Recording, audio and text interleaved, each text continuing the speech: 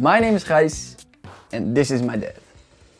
And we are just two out of many people around the world rebuilding and restoring old boats.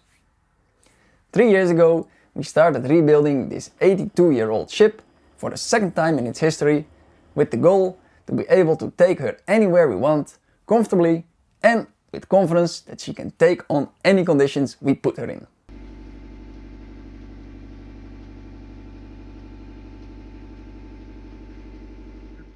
Waarom moeten we een nieuw stuurhuis? Omdat het hier lekt.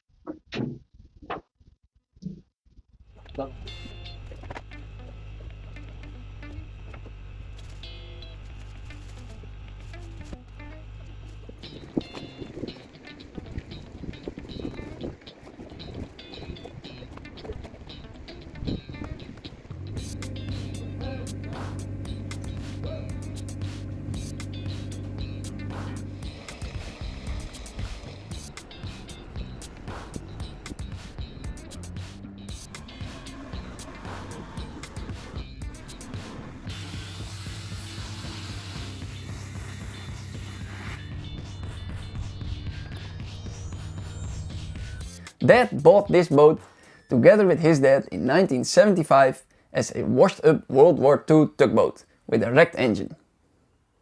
With the help from friends, they turned it into an ocean-going schooner and circumnavigated the world with it. After that, the boat was mostly idle until we started getting her ready for new adventures 3 years ago. This year, 2025, I bought the boat from Dad after he owned it for 1 day shy of 50 years.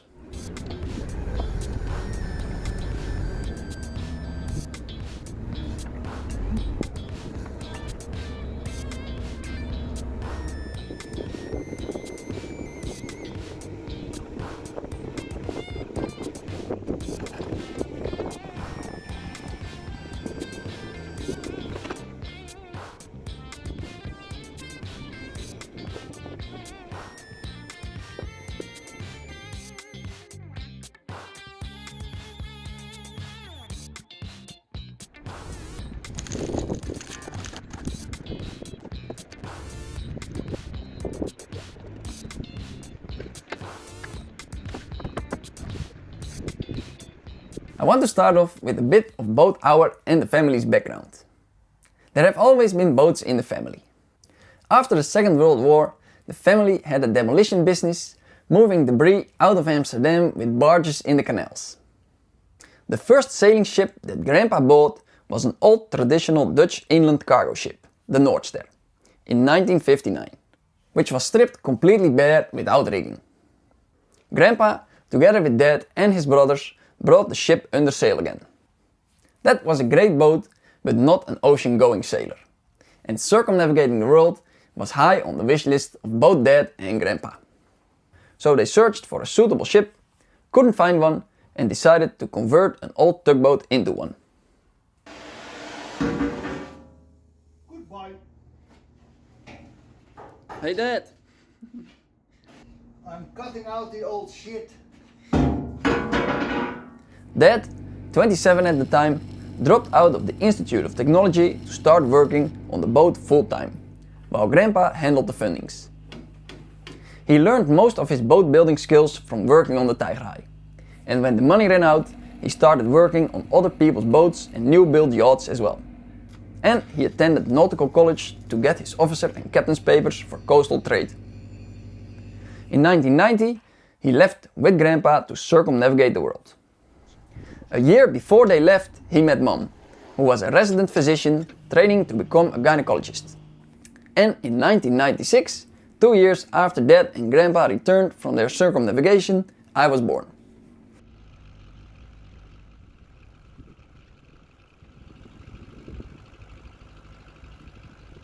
Already at a very young age, I wanted to become a sailor.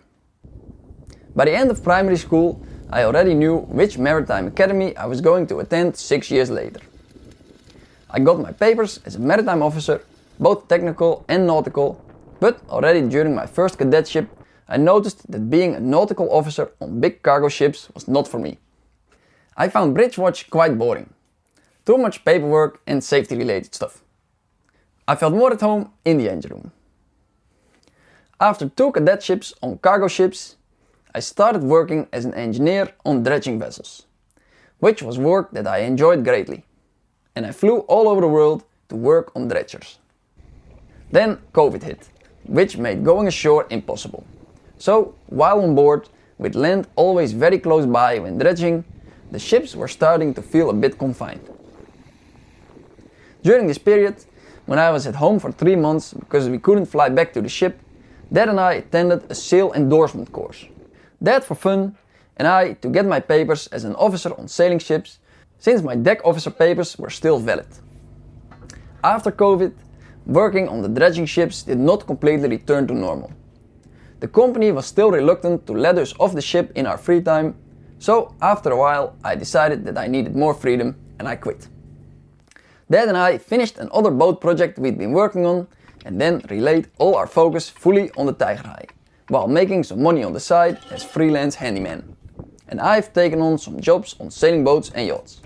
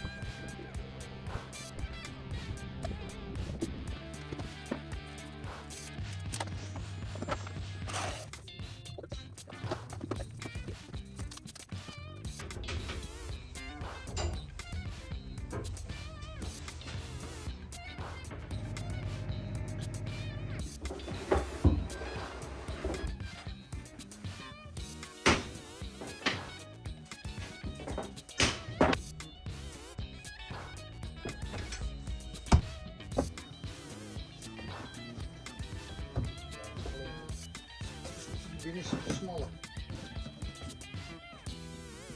Nee. Ik dacht dat deze is 19,5. We've been able to fund this whole project mostly from Dad and my savings, and the jobs that we do on the side. Even though those kind of dried up in the second half of 2025. So in 2026, I'm gonna have to start picking up some more jobs on the side again to keep the project going.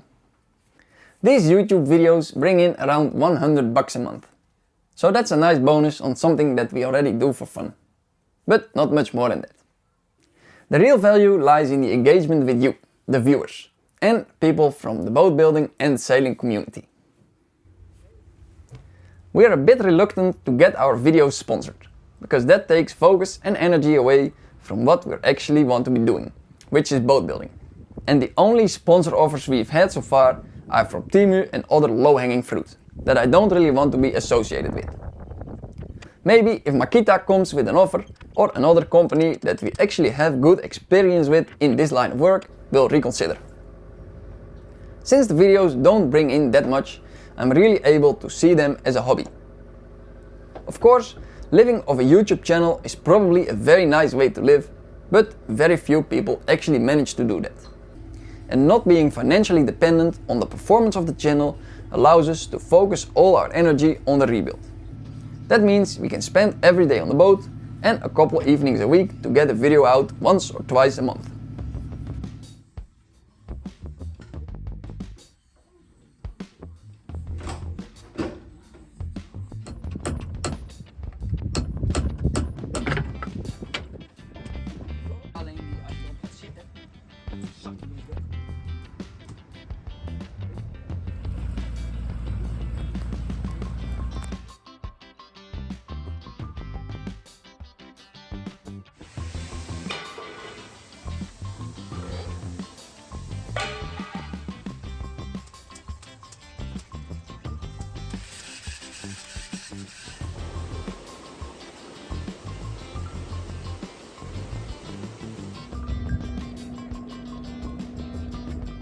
I think we can call this build a family project. Doing the entire rebuild together with Dad really is what makes it so nice. My girlfriend Svenja helps when she has time in between her studies, and Mom as well wherever she can, doing upholstery and curtains and all that stuff. And one of my sisters of course restored the whole figurehead. Doing everything ourselves does mean stuff takes longer than if we'd hire people to help. On the other hand, we save the money. And we know every system in the ship from inside out because we are the ones who put it there. And if we make bad design choices, we can only blame ourselves. With every design choice we make, we of course have to take the budget and quality into consideration. Mostly we tend to choose quality, trying to avoid cheap stuff.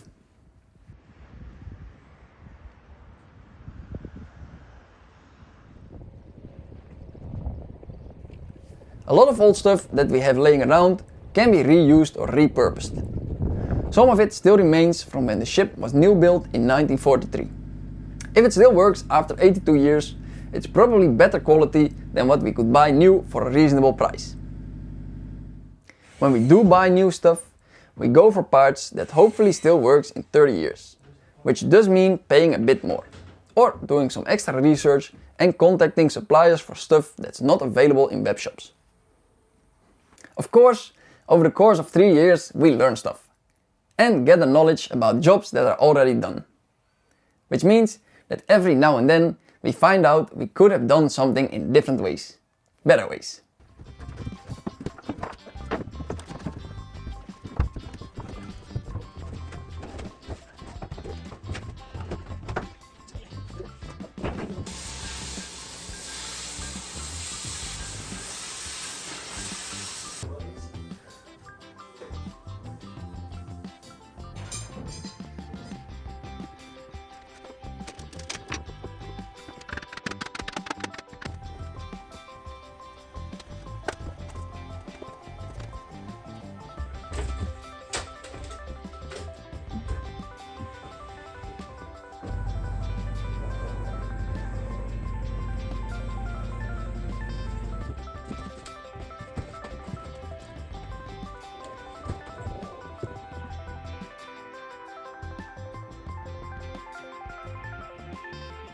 Currently we are 3 years into a 2-year rebuild, which probably doesn't surprise anybody.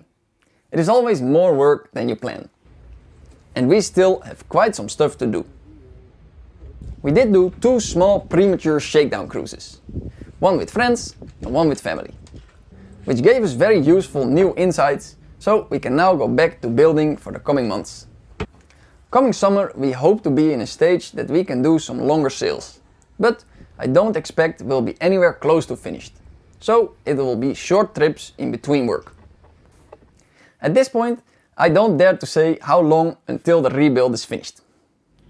When we are finished in the saloon and aft cabin, we still have the whole forward half of the ship below deck to do. That includes the 2 forward heads with shower and forward cabins, including all the plumbing that comes with that.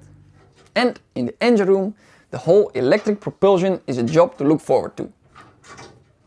On deck we still have a multitude of small jobs, mainly winches that need to be overhauled and modified.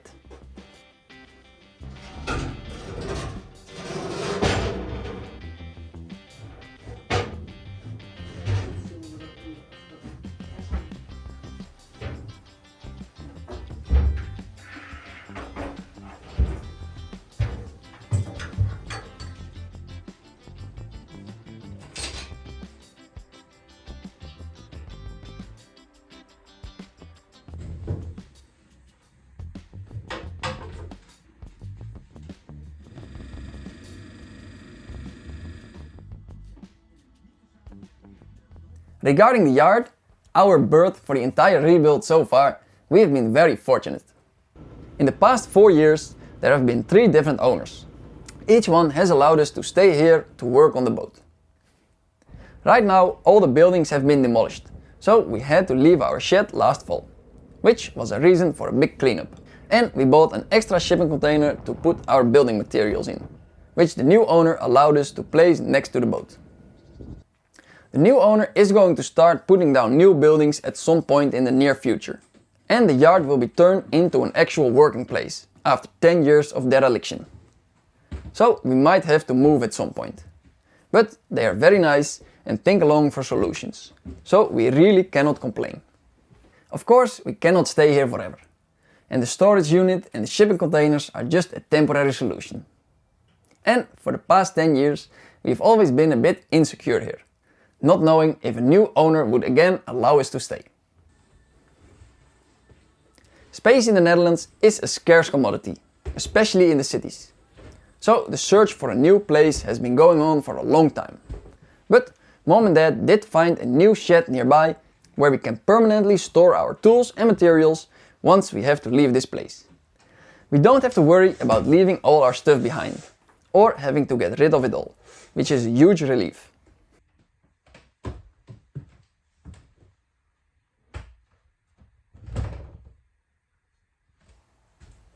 Of course, after all the help they gave us, and now that the boat is able to, we had to take out the family for Christmas. So we went to one of the Dutch islands for a second small shakedown cruise, where we of course had some problems, but mostly very nice weather.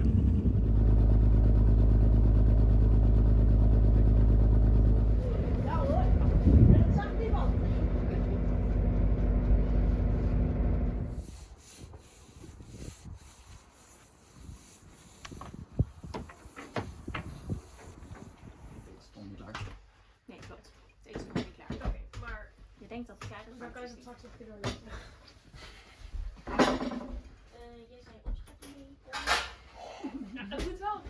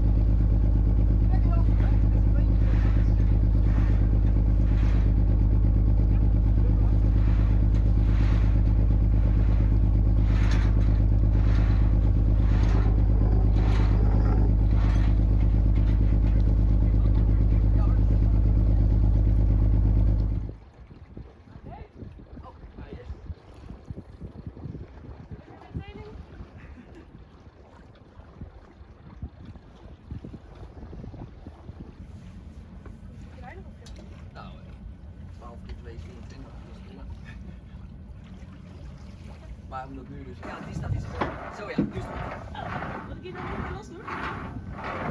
Maakt niet uit. Nee, die heeft hier nog wel wat slek. Vaak ben je te vaak, hè?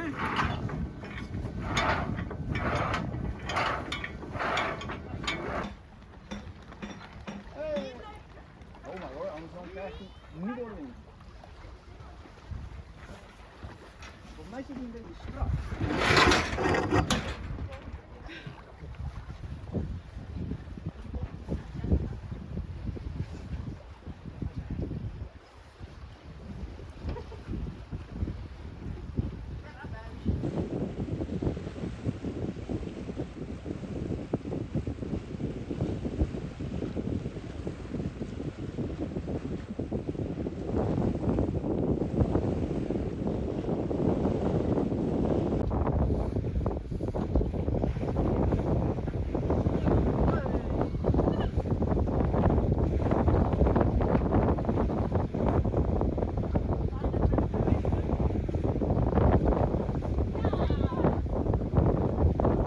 In the marina of Vlieland, we were greeted by some fellow sailors. And I do have to thank Jan and Annelinde from the Gandalf, who we'd never met before, but they decided to get their drone out to film us entering the marina. They are great people and they have a very nice boat. You can follow them on Instagram. It's called Sailing Gandalf.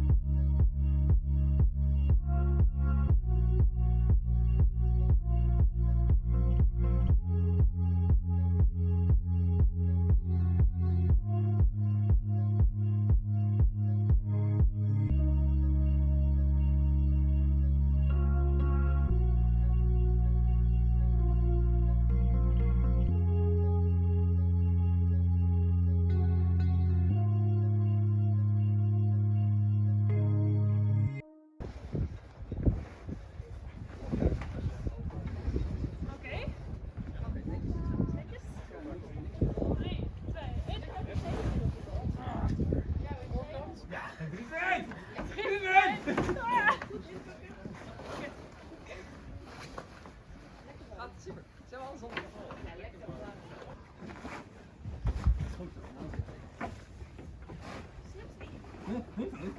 Ik dacht bijna kon trekken, maar dat was niet waar.